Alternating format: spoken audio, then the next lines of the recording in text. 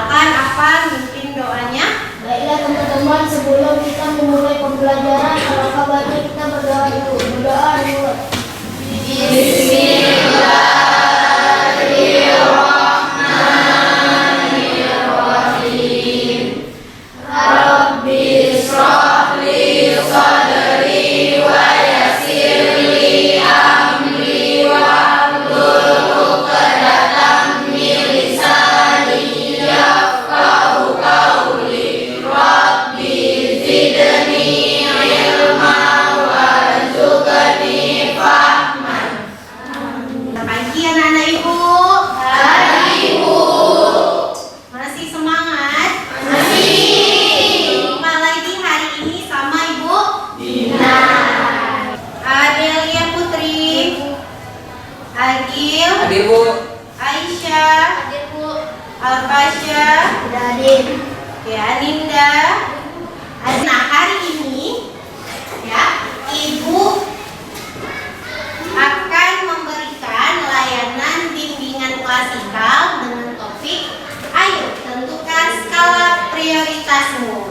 Nah, topik ini ada kaitannya dengan pembahasan mungkin 2 hari yang lalu Ibu ada masuk di kelas kalian membahas tentang kurangnya disiplin dalam belajar. Masih ingat? Masih. Nah, tujuan dan manfaatnya. Nah, tujuannya itu yang pertama anak-anak ibu itu mampu lebih memahami apa itu manajemen waktu, manfaatnya apa, kemudian kerugiannya apa.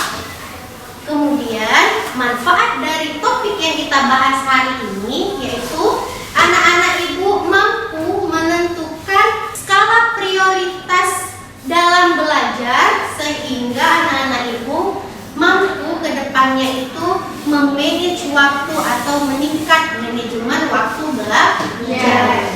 Lebih siap lagi kita mengikuti kegiatan selanjutnya? Siap. Kita mulai.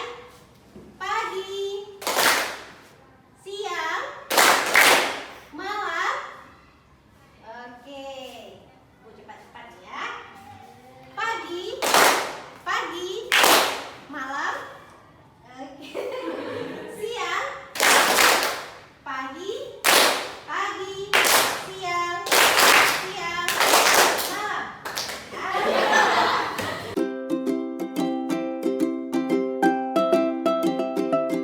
Dan masih banyak lainnya. Berapa banyak yang kita pelajari setelah 365 jam dalam 1 tahun? Seberapa banyak kita baca dan yang kita dapatkan?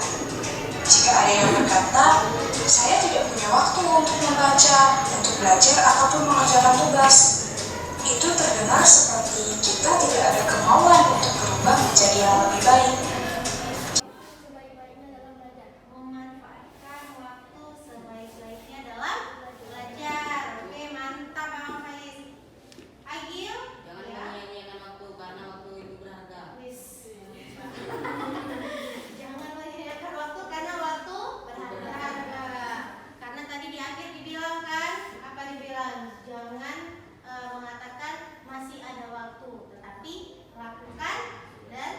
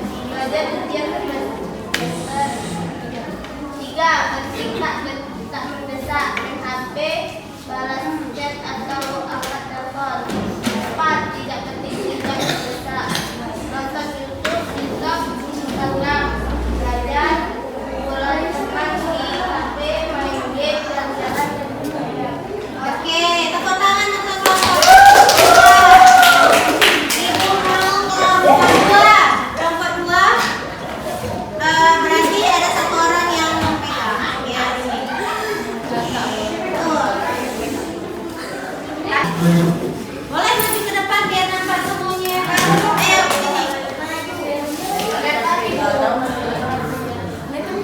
Oke, bacain Hafiz. Assalamualaikum warahmatullahi wabarakatuh.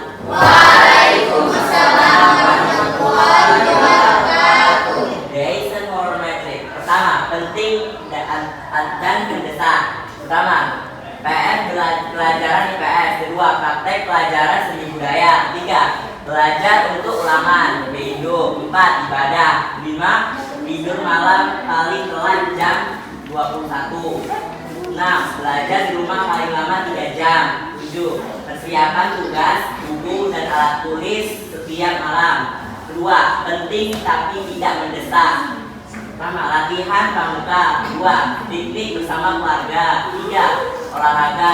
4, siap sholat subuh, jangan tidur lagi. 5, belajar untuk ujian semester. 3, mendesak tapi tidak penting. Pertama, chat di grup. 2, update media sosial. 3, terima telepon. 4, tidak penting dan tidak mendesak. Pertama, nonton TV. 2, nonton YouTube, TikTok, Instagram. 3, duduk di kafe. 4, jalan-jalan. 5, main game. 6, tidur berlebihan. 7, main gadget berlebihan. 8, pacaran. Ya, wassalamualaikum warahmatullahi wabarakatuh. Senang tidak? Terus kalau kegiatan ini yang sudah anak-anak ibu lakukan kira-kira membantu nggak untuk mempermudah dalam meningkatkan manajemen waktu dalam belajar anak-anak ibu? Oke, Hafiz? Sangat bantu Bu, karena kita jadi tahu kegiatan yang penting atau tidak penting. Jadi tidak membuang waktu sia-sia untuk hal yang tidak berguna dan lebih memanfaatkan waktu belajar menjadi lebih baik. Berarti intinya lebih memilah-milah waktu ya dengan sudah berdiskusi dengan kelompok, mampu memilah-milah waktu sesuai dengan sesuai dengan kuadran yang sudah ditentukan. Oke, kapan?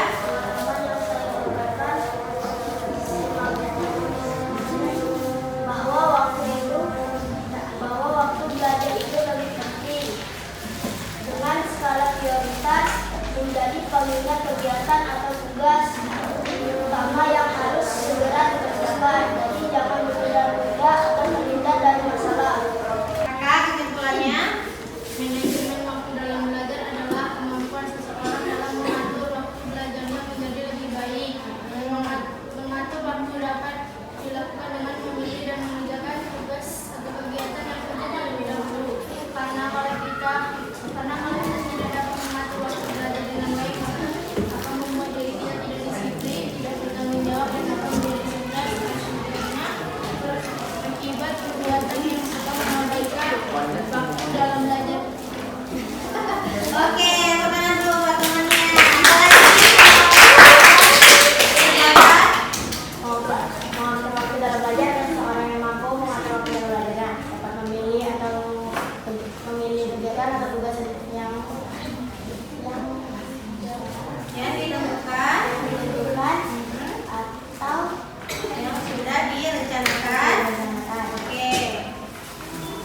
Intinya manajemen waktu tidak menunda-nunda pekerjaan yang sudah direncanakan. Oke, Ibu rangkum lebih dalam ya. Ya, Ibu rangkum dari Zara sama Kakak tadi bahwasanya kesimpulan dari kegiatan kita hari ini yaitu dengan kita mampu mengatur waktu belajar dengan baik, maka akan mempermudah anak-anak itu semua untuk mencapai suatu tujuan yang telah direncanakan. Maka dengan adanya skala prioritas yang telah kalian lakukan tadi itu mempermudah anak-anak itu dalam mengatur waktu dan menjadi pengingat bahwasanya kegiatan yang paling utama dan paling penting dulu yang harus segera dilaksanakan.